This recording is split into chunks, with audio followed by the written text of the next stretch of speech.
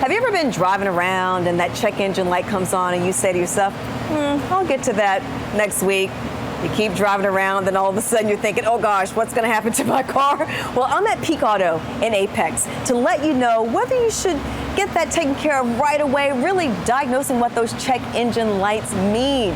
Darren Thomas, so am I killing my car by driving around and not getting in here to Peak Auto right away? Yeah, that's a difficult question because sometimes you are and sometimes you're not. Right. Unfortunately, check engine light is just one light and it doesn't give you any more details. It could be something as simple as the fuel cap's not on tight enough. Right, meaning when you went to the gas pump, you just didn't screw it on tight enough? Exactly, yeah. It also could mean that the little rubber gasket in that fuel cap is worn out and you need to get a new cap. So that's one of maybe 300 things that a check engine light could cause. A lot of times when that check engine light comes on, it means that you're putting pollution in a lot more pollution in the air than your car should.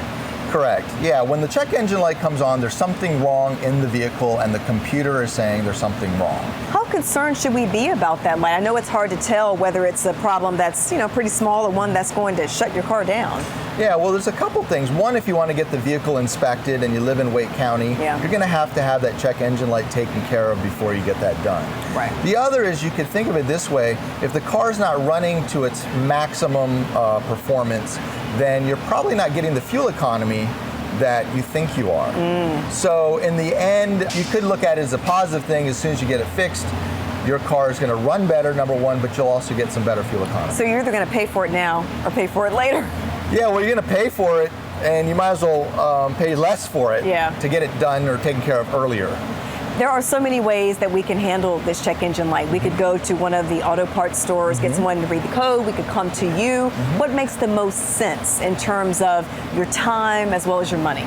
Yeah, I mean, sometimes if you're close to an auto parts store who read the code and you don't mind taking extra time, and it happens to be a fuel cap that's not tight, well, you saved a lot of effort in figuring that out.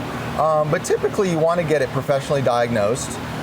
When that's done, not only do we read the code, but then we dig deeper into the vehicle to find out exactly what's wrong. Sometimes it requires us smoking a certain system of the car to find out if there's any leaks. A lot of times we find vacuum hose leaks, and we repair that within our first diagnostic hour.